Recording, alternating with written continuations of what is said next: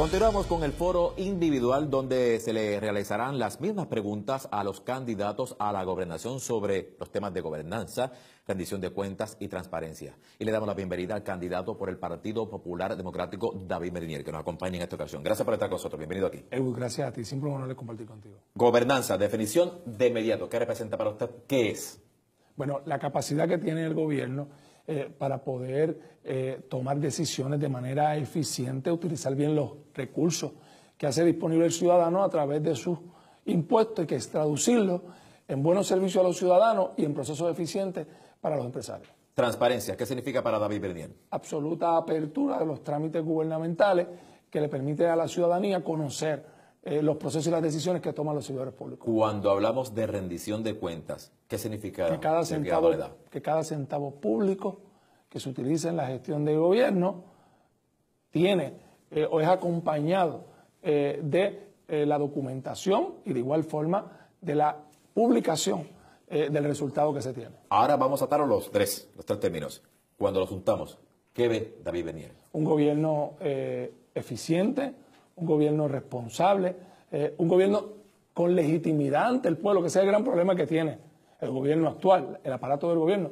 Cuando un gobierno pierde legitimidad de su ciudadanía, se debilita, no puede operar de manera eficiente, pierde la capacidad incluso de poder planificar porque es que el país no le cree o el ciudadano no le cree.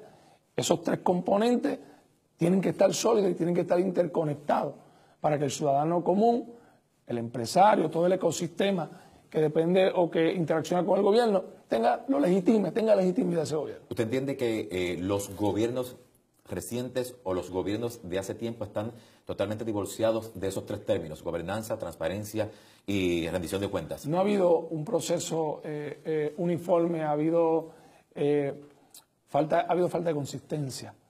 Algunos avances se interrumpen, sin duda. Estamos muy distantes de lo que es el gobierno que merece el país, al que aspiramos todos los puertorriqueños. Actualmente, los candidatos, antes de ser certificados, están obligados a presentar sus estados financieros, sus numeritos. Pero esto no está ocurriendo. ¿Usted ve que eso es una realidad, que actualmente no se está dando ese proceso como debe ser, esa presentación de su información antes de ser certificados como tal?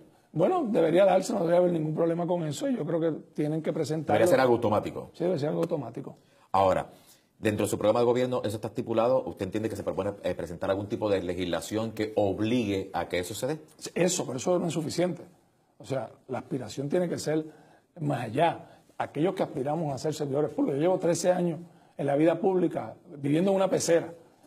Así que todo lo que yo he hecho es de escrutinio público. Nunca he tenido problema a que el país me juzgue y me evalúe. ¿Usted presentó la suya? Por lo que yo he hecho, claro. Presentó la suya bien temprano. Ahora, en este sentido, ¿cómo usted se propone cambiar el proceso de formulación de lo que son las políticas públicas del gobierno de Puerto Rico? ¿Cómo usted trabajaría con eso? Bueno, las políticas públicas, en lo que concierne a transparencia, rendición de cuentas, el aparato de gobierno tenemos que cambiarlo completo. Ahora, esto no puede ser una excusa para que salgan los prejuicios en contra de los servidores públicos.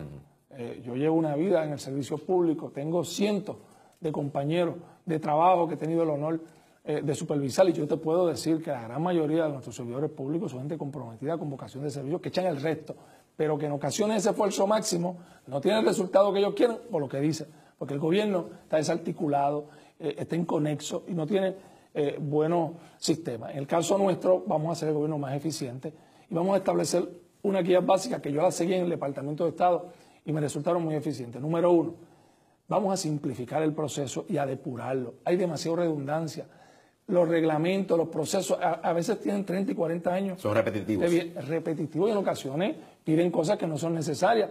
El gobierno pide cosas que ya tiene. Le pide a un ciudadano para renovar algún documento, información que ya tiene el propio gobierno. Así que vamos a eliminar y a depurar. Yo en el Departamento de Estado tuve que eliminar 2/3 partes de las corporaciones que estaban inactivas y todavía estaban en el sistema. Esa depuración es el paso inicial, pero no es suficiente. Luego tenemos que automatizar y digitalizar, porque eso es fundamental para el componente de transparencia, para que pueda haber acceso a la información. Y como tercer paso, hay que interconectar. Tiene que haber una interconexión de todo el aparato de gobierno, no solo estatal, sino también municipal. Esos elementos son fundamentales para lograr transformar el gobierno, poder rendir cuentas de manera efectiva para poder fiscalizar adecuadamente si los recursos se están utilizando y poder unificar todo el aparato de gobierno, no tan solo estatal, sino también municipal. Mire qué dato interesante, lo podemos relacionar con todo esto. Según el estudio precisamente que el Centro de Gobernanza Pública y Corporativa realizó recientemente, estudio que tengo aquí a la mano, demuestra que los municipios más pequeños realmente no existe esa transparencia, esos datos, esa información no está disponible. Falta de recursos y en ocasiones no es que necesariamente el Ejecutivo Municipal no quiera, es que no tiene los recursos, no tiene la cultura tampoco organizacional. Pero una vez yo llegue al gobierno, a partir de enero, uno de los temas que más a mí me apasiona es la transparencia, es la rendición de cuentas, es la eficiencia gubernamental. Y me dediqué a eso en el Departamento de Estado, convertí el Departamento de Estado de uno de los más ineficientes en el gobierno al más eficiente, con disciplina, estableciendo, utilizando guías internacionales de buenas políticas y ejecutando. Y eso lo podemos hacer en todo el gobierno, pero hay que hacerlo de forma correcta. Te voy a decir una de las cosas que más me ayudó. El yo no interrumpir lo que había hecho Kenneth McClintock, pasado secretario de Estado. Seguimiento. Hay que darle seguimiento porque aquí compran tecnología, la van cambiando y nunca permiten que madure el proceso para que logramos una comunicación, una interconexión madura, eficiente, no solo de la tecnología, sino de los procesos. Ya el pueblo no es bobo, el pueblo se da cuenta y se ha dado cuenta de que no existe transparencia. Ahora, ¿usted entiende que muchas veces esa falta de transparencia se da en un proceso de toma de decisiones que posiblemente busque beneficiar a ciertas personas, por ejemplo, grupos particulares, gente en común, y se está dando, usted entiende que eso es correcto, se está dando y la gente ya lo sabe y lo entiende? La gente ya lo sabe, pero a veces también lo miran muy de lejos. Eso también va a la médula de lo que es el proceso electoral, que yo estoy proponiendo que se transforme completamente. Yo creo que tenemos que retomar la idea de que los candidatos tengan que escoger entre un proceso totalmente privado, sin pareo, o un proceso totalmente público, que sea elección para salvar, así de esa manera salvamos el impedimento constitucional, porque ya es una elección voluntaria del candidato. O usted financia su campaña totalmente pública o totalmente privado. Pero ese sistema privado prohibiendo los donativos anónimos, el efectivo, con muchas restricciones. Y que el pueblo sepa quién decide por el financiamiento público y privado y adjudique el valor que eso tiene. Hay muchos países en que ni se van por el privado porque ya el pueblo sabe que aquel que se va por el financiamiento privado es porque tiene otras intenciones. Mire qué dato interesante, y esto ocurrió la semana pasada, mire qué dato interesante. Se detectaron 2.000 millones de dólares en fondos segregados.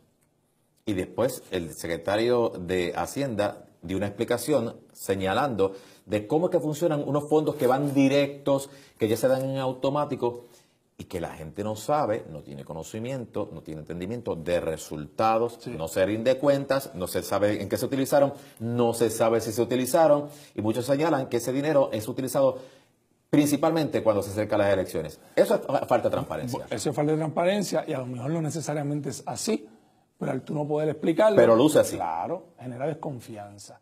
Y eso de que salga de pronto en un presupuesto aprobado de 9 billones, que hay 2 billones que no se pueden explicar bien, imagínate si el sistema está malo. Y crea desconfianza y se va deslegitimando la operación del gobierno. Eso hay que rescatarlo, hay que renovar votos. El gobierno tiene que renovar votos con el pueblo. Solamente se logra con transparencia absoluta. Y a eso yo me comprometo a partir de enero del 2017. Hablemos de puestos de confianza. ¿Usted está dispuesto a legislar si es necesario, a pedir legislación si es necesario, de que se obligue a la publicación de nombres, puestos, salarios, contratos, beneficios de personas de confianza? Por supuesto. Está en su programa de gobierno también. Y no solo eso. Incluso yo presenté un plan anticorrupción amplio y completo. Uno de los elementos que tiene es amplio, es que aquel que contrata con el gobierno, no solo los empleados de confianza, toda persona que contrata con el gobierno está obligado a que esa corporación devele cuáles son los nombres de las personas que contratan. Hoy no necesariamente es así. De esa forma tú puedes fiscalizar y puedes monitorear cuáles son. Tú no debes tener ningún problema si tú le vas a dar un servicio al gobierno, de que la gente sepa que tú estás contratando con el gobierno. Le pregunto, usted, dentro de sus aspiraciones de ser gobernador y si llega a la gobernación, ¿está dispuesto a presentar cualquier legislación lo más pronto posible relacionada a funcionarios de gobierno, a divulgar información que sea pública, portales electrónicos de cada agencia, cada área del gobierno, municipio, corporación pública, y si no se presenta esa información, que haya consecuencias por no hacerlo? Todo debe ser público.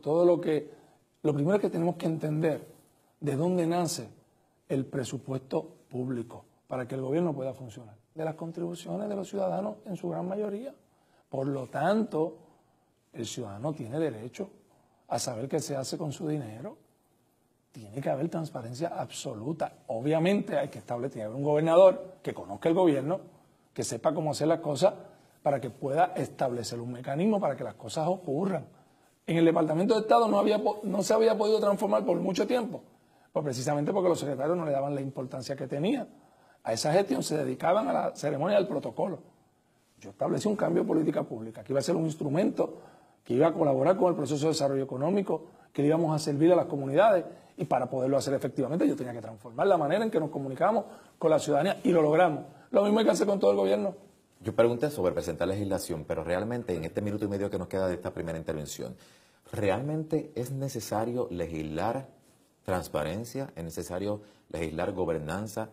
¿Es necesario legislar rendición de cuentas? En mi caso, ni justicia, ni ética, ni el contralor me fiscalizan más severo que mi propia conciencia. Esa es la que me supervisa a mí como servidor público, la que me ha supervisado por los pasados 13 años. Pero lamentablemente en los sistemas de gobierno se hace necesaria la legislación para poder avanzar y poner las cortapisas que no le permitan a quien no necesariamente se deja regir por su conciencia a la hora de trabajar, y eso han existido, existen, y lamentablemente es una flaqueza humana que siempre existirá. Esa legislación sería entonces los primeros días de gobierno de David Bernier si llegara a la gobernación de Puerto Rico en el 2017. Y estamos empezando a trabajar con ella ya, porque no importa la idea o el plan que se presente, si el gobierno no tiene legitimidad ante el pueblo, no va a poder ejecutar. Hacemos una pausa, regresamos enseguida con la conversación con David Bernier, candidato a la gobernación por el Partido Popular Democrático, sobre gobernanza, rendición de cuentas y transparencia. ¿Quién retorna?